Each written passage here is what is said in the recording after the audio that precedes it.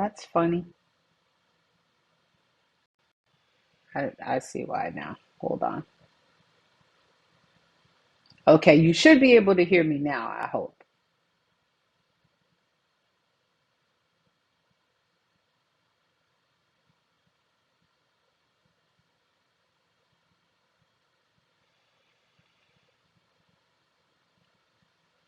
You can hear me now? Great. All right.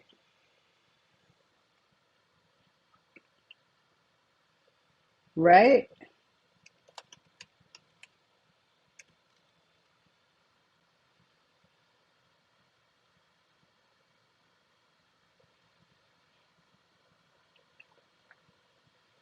Okay, let's get started. Oh, oh, hello, Nadia Duncan. You want to know about arts integration? That's amazing. You know what would have been really great is for me to have had a title page ready to go, and I experimented with that. But you would think that I'm just learning technology because for whatever reason I couldn't get it to show up on here. So apologies for that. So Nadia Duncan, why don't you just pretend that you are seeing a nice title page and not the first page of my presentation because you know that's how this goes. I don't know why I'm so bad at this right now today, but it's okay. We're gonna grow. This is a learning experience, right? So hello, Nadia Duncan. Welcome to my presentation about arts integration and teaching. So what's important to know before we even get started is who I am, right?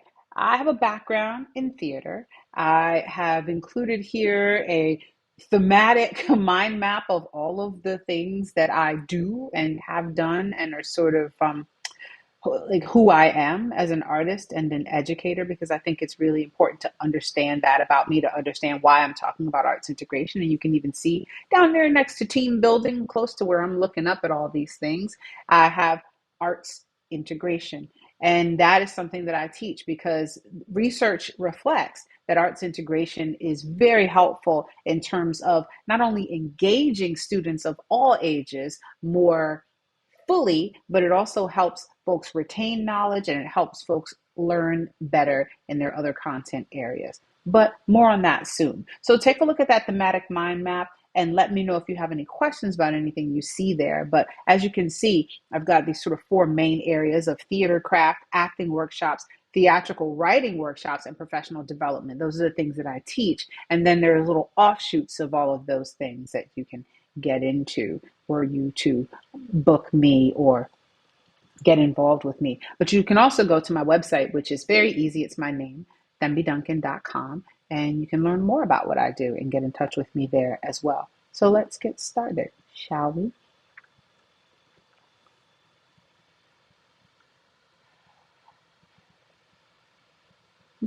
Mm-hmm.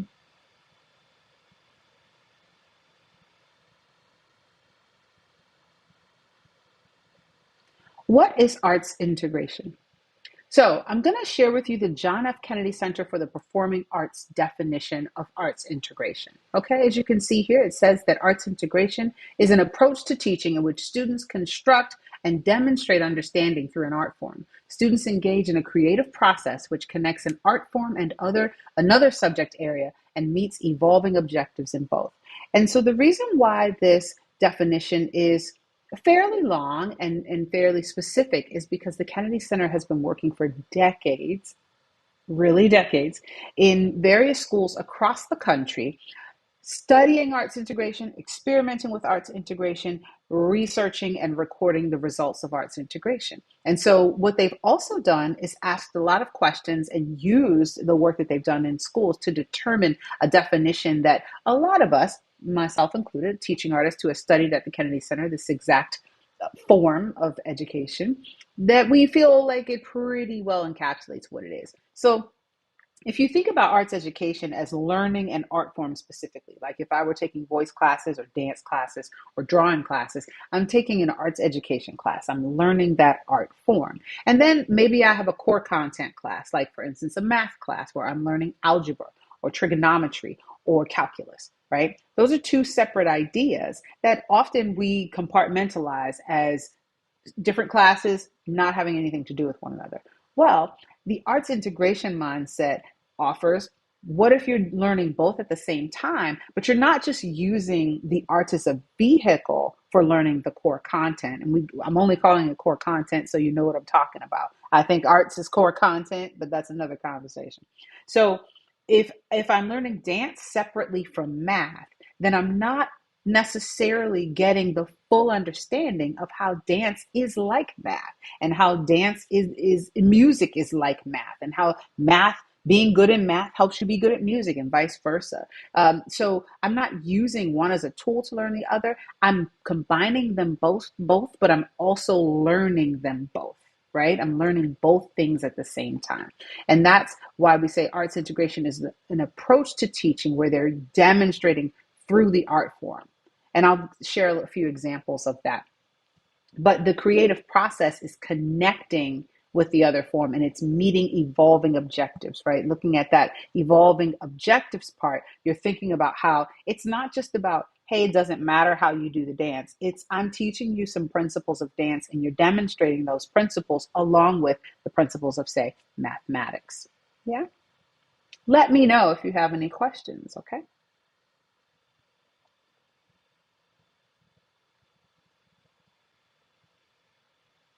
So there are a number of organizations that champion arts integration, arts education, and it's important to know that arts education and arts integration and any kind of arts learning has a lot of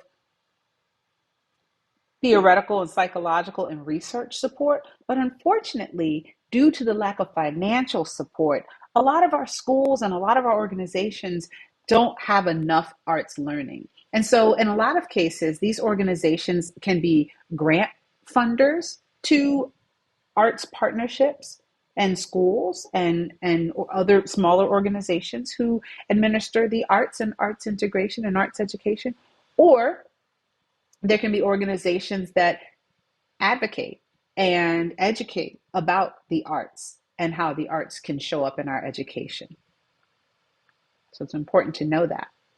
Let's talk about the benefits of exposure to the arts for students. As you can see here, arts involved students perform better academically in several areas of measurement than their non-arts involved peers, and their arts-based advantage improves over time as they continue to engage with the arts. So that lets you know that it's not just important to be exposed to the arts initially, it's important for students to be exposed to the arts throughout the course of their education, because as they continue and continue and continue being exposed to the arts, their education gets stronger and stronger. The impact of the arts on their learning gets stronger and stronger. And so that's where it goes back to what I was talking about in terms of funding, how lack of funding really creates a challenge when you're trying to keep the arts in schools and in programs and things like that.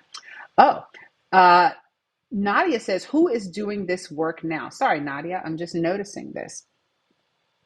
And are you asking about the organizations that are doing the work now or the people? Let me know. Happy to get a little deeper into that. My streaming manager took off for the day, so it's just me today. Yes. Okay. So I'll mention the Kennedy Center, which is definitely an important organization, and they're the ones who did the work I spoke of earlier, who came up with this definition. But also the Lincoln Center in New York City had a really strong arts education sort of, program and infrastructure, but they have moved on to other projects, but they still developed lots of great resources that folks still use to this day. An integral part of that has been teaching artistry, and both the Kennedy Center and the Lincoln Center have taught teaching artists, because it's also really important for arts integration and arts education to include working artists who learn teaching principles and teach the arts. So the Kennedy Center, I would say, is the main organization, but there's also Americans for the Arts and other advocacy types of organizations and emerging arts organizations that teach the arts and advocate for the arts. So thanks for that question, Nadia. Now, benefits of exposure to the arts for teachers. There are many benefits, but one that I think is significant is that teachers who participate in arts integrated training and workshops report increased confidence in their ability to incorporate arts into their teaching practice. The reason why this is important is because you can't always afford to pay a teaching artist to come into your classroom. You may not have teaching artists available. Your administrators may not allow for teaching artists to come in for a certain amount of time because, as we know, in a lot of cases, teachers are really crunched for time to cover the curriculum that they're already responsible for. So when a teacher can incorporate the arts into their teaching practice, that's when you've really got a gem. That's when you've really got something special, because that allows you to not have to pay for an external person to come in the classroom, and it keeps the arts infused in your teaching throughout the course of the student's learning journey. Really important.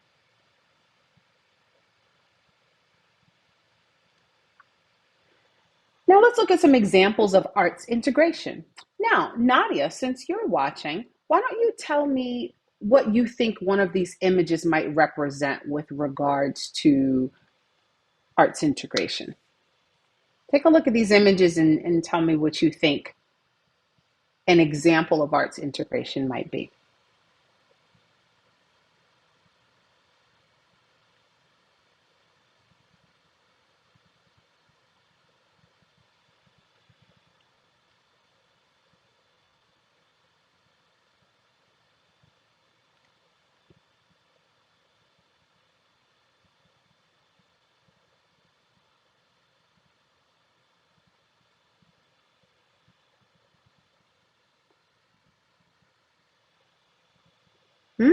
A singer is learning to apply mathematics to her music. Great, great idea. I like that. Absolutely. And if you know anything about singing, can you imagine how a singer could apply mathematics to her music? I don't know if you know anything about singing, but if you happen to, is there a way that mathematics and music can go together?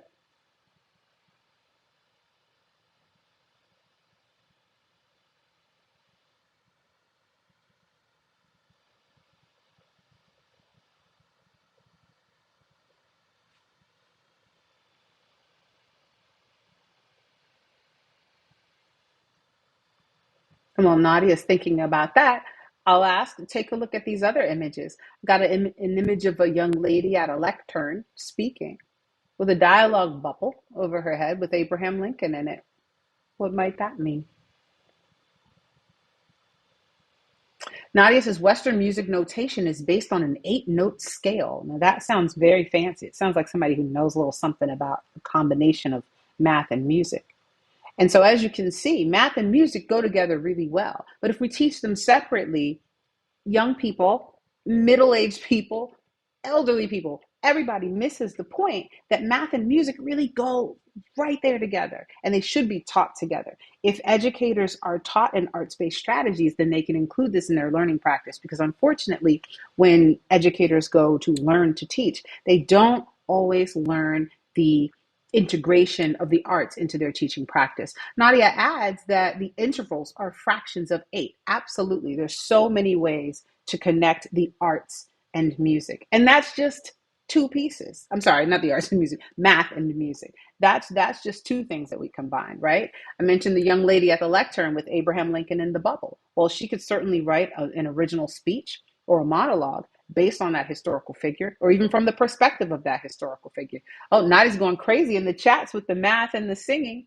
Absolutely, absolutely, 100% Nadia. 4, 8, 16. Now, so see, what's beautiful about that is that now you've introduced a possibility for visual art, right, Nadia? You can do something visual that can represent those fractions or represent a visual way of telling the story of the connection of music and art. And so you're learning, I keep saying music and art, music and math. You're learning math and you're learning music at the same time. And so when you demonstrate or have your students demonstrate their understanding, you can have them demonstrate in both math and musical terms. So they're learning both. And now we're not separating and dividing and compartmentalizing areas of study in ways that are less helpful and are disconnected. The more students connect these things together and understand the relevance to their lives or into things that they're interested in and that they enjoy, the better they're going to do in school, the better they're going to retain the content, and the better they'll be at demonstrating their understanding of the content because they will care enough to put more into that work. I'll look at these other pictures and notice a dancer could possibly create a dance that represents the development of a butterfly, right? Perhaps a visual artist can draw pictures or create images that represent a historical figure or historical event, or maybe they could create a visual timeline from the age of the dinosaurs all the way to now. There's lots of ways that we can integrate the arts into our teaching, and I would bet that you probably have already done that or experienced that if you've learned the ABCs. Think about it. When you learned your ABCs, you learned them in a song. I can guarantee you didn't learn your ABCs like this: A, B, C, D, E, F, G, H, I, J. No one learns their ABCs that way, right? We learn our ABCs as a song. And that is the integration of arts in your content area. So, why should you choose arts integration as an educator? I talked a little bit about that already, but let's get a little more into it, but not there yet. So I want to talk about UNESCO first and foremost. UNESCO is an organization. Nadia, you asked earlier about organizations that care about and do the work of arts integration. Now, UNESCO doesn't specifically do arts integration work. However, I deem it very important to point out. If you'll just give me a second here, I'm gonna scroll up. Watch this.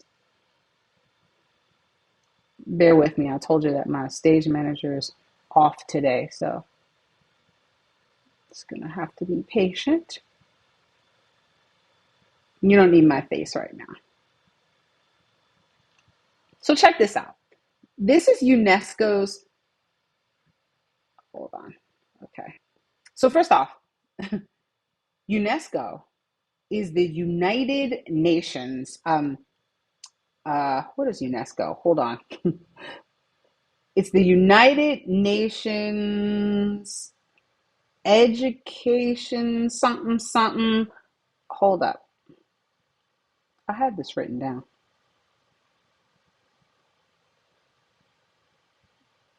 Now I'm like a bad Pilates teacher. You know, it goes like that sometimes, honestly. I had it and then it went. Well, it's the UN's, right? Education, um,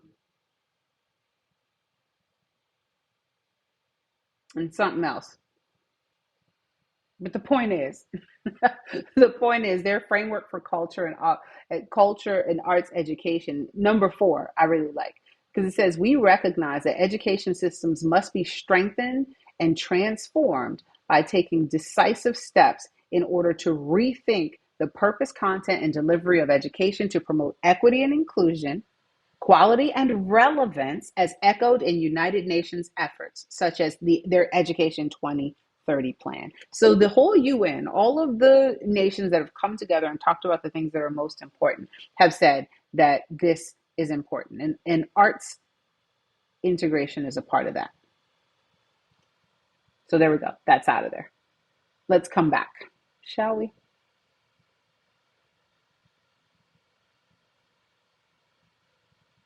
Oh, look, it's like wavy. Yes, it does. Thank you, Nadia. Good looking out. United Nations Educational, Scientific, and Cultural Organization. I appreciate you for that. This is what happens when you have someone who is struggling. Look at that. Well, this is going to get cut out of the final video, isn't it? What's happening here?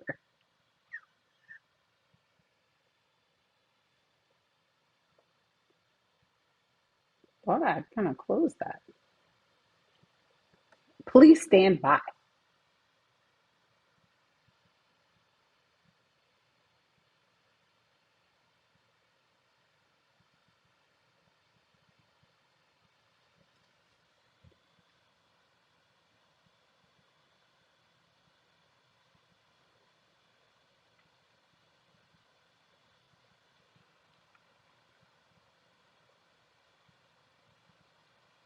Hold on, I'm gonna open this back up. Let's see what we can just make it go away. See if that works.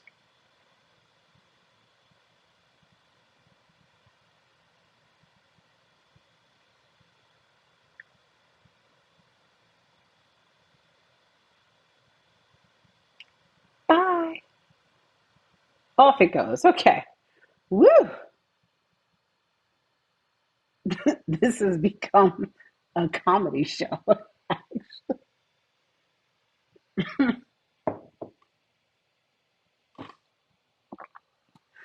Woo! Okay. Blah blah blah. Moving on. Let's do a couple case studies, right? This is all right. So sales. See a little extra S. You might wonder why that's there. You're like, what's up with that extra S? I'll give you another acronym, sales, but this time I actually have it written down what the acronym means. You just have to find computer slow. So this model was it was implemented in Anne Arundel County Public Schools in Anne Arundel, Maryland.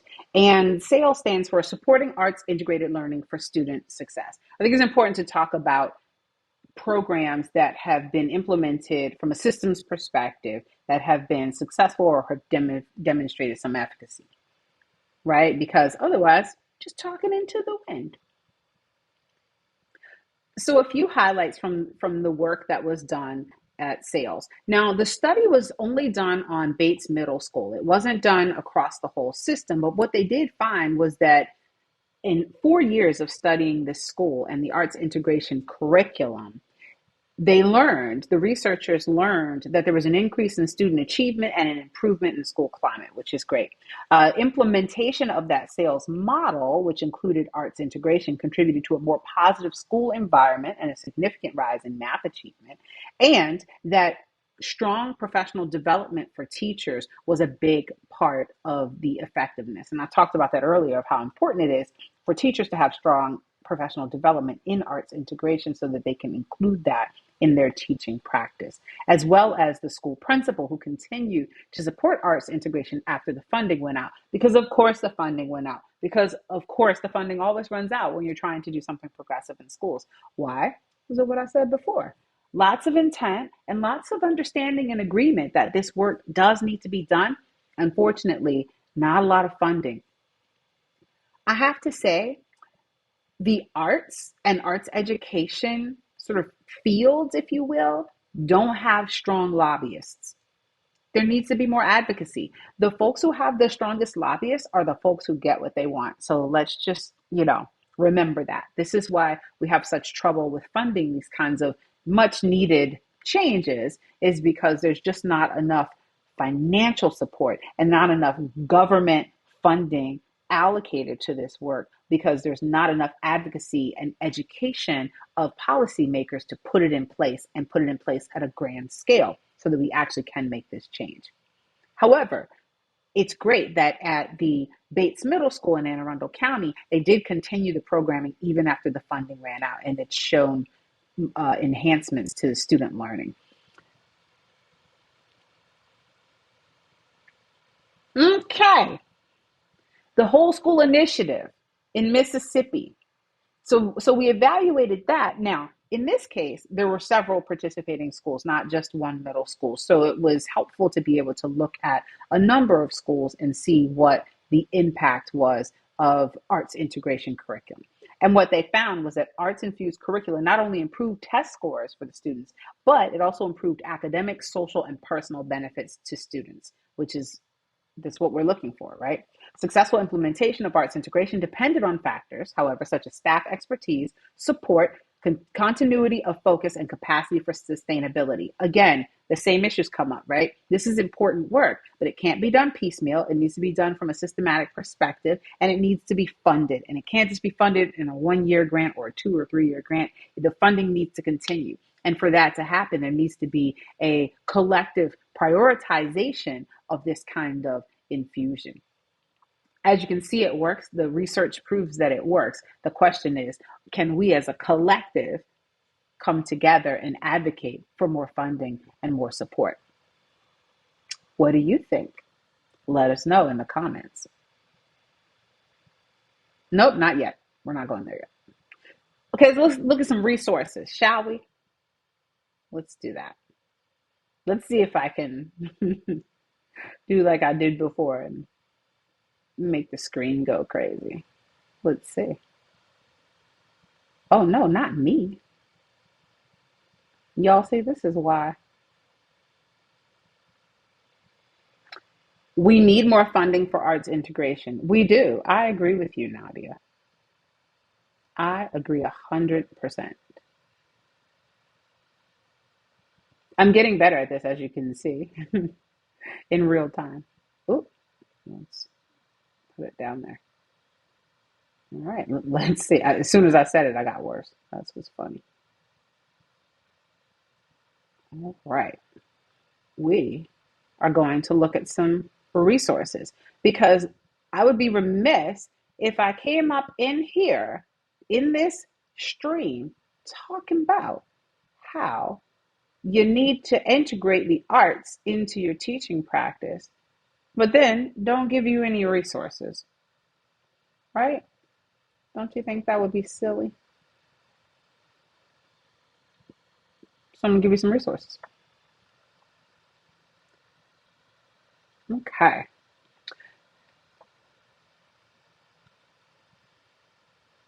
So, lesson ideas. As you can see, the Institute for Arts Integration and STEAM, which is, I'm sure you're familiar with STEM, right? Science, technology, engineering, and mathematics. But that little A in there stands for what? Arts. Because it really needs to be STEAM and not STEM. Again, infusing arts education into the science-based disciplines. So check this out. Look at this. See this right here? Hundreds of arts integration and STEAM lessons to jumpstart your creative classroom. So what that means is that the arts are already integrated into these lessons. So you don't have to try to figure it out on your own. Look at this. You can select your grade and your content. Okay? You got second graders, you got 10th graders. Who you got? The 5-6 class, that little combo that gets kind of tricky? Go ahead, look, check it out. Oh, you just want to do dance? You just want to focus on that? Health, kindergarten, everything that you could possibly need. Okay? Of course, theater, that's my area. So you know that's going to be there. Wait a second. They're saying, do you need a full set of arts integration lesson plans and STEAM curriculum? Okay, let's talk about it. Lots of resources. So see, you don't have to reinvent the wheel and you don't have to start from scratch. And if you're in a system that doesn't necessarily already have that kind of infrastructure in place, you can implement into your teaching practice right now. Let's look at another resource, shall we? Look at this. So the Georgia Department of Education has this great resource as well. All these, look at all these links. Okay, so again, all the grades, lesson plans, PowerPoint slide decks for you. So as you can see, lots of folks are already doing this work and they're preparing you to do the work as well.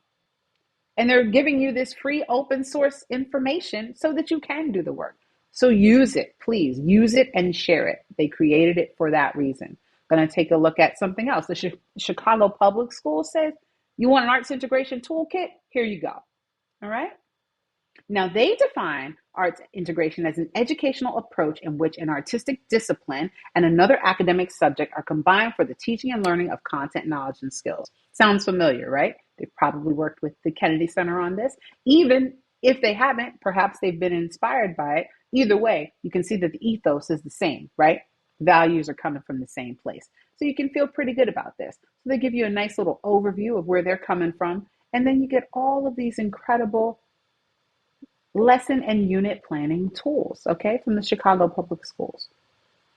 So as you can see, lots of tools for your teaching practice. Now here, of course, are the Illinois Arts Learning Standards and Common Core ELA Crosswalk, so that you can look at this if you are an educator in that system, but you also have opportunities for these wonderful expansive list, as you can see, going back to the Kennedy Center, of resources. Love that. Love that. And finally, let's take a look at these lesson plans from the Phillips collection. I'm from the DC area, so you know I'm going to come strong with the DC arts resources, the Phillips collections in Washington DC. Now, this is a little something that you can think about. Phillips collection is a museum, an art museum, and they've got lesson plans. So this is an organization that you can usually go to, right? It's a place you can go to see art, but they have a strong education program. So think about that too. Do you have local organizations that have strong education programs that you can partner with? Because it's very likely that you can take your kids on some field trips to these places, and they will have a robust infrastructure of arts education offerings for you to expose your kiddos to. Okay? So you look here, you got lesson plan series, and then you can go from grade levels or subject areas or themes. And then here's a little look at this. The migration series, Artists of the Harlem Renaissance, one of my favorite movements. I'm very partial to that movement, portraying Harlem.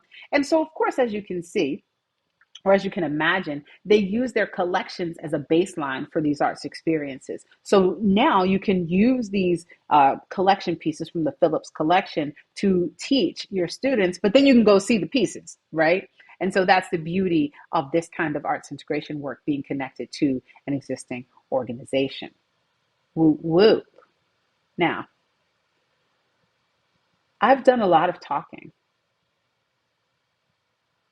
and I've done a lot of fun things with this screen. Some things that were helpful, and some things like this that were not.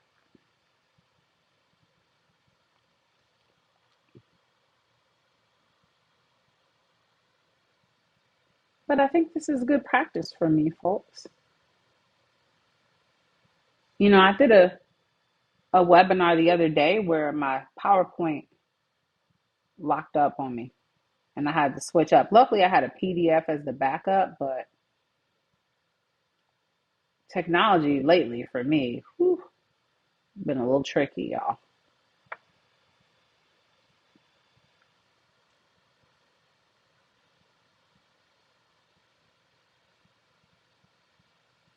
All right.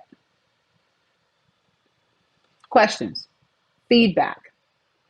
What are your thoughts on arts integration? When I show you these resources, when I talk about what it is and why we need it, any thoughts?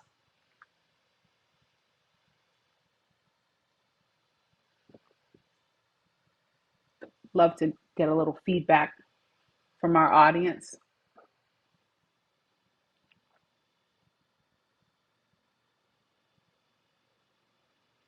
Oh, Nadia, you love the story of the ABCs. That's so interesting.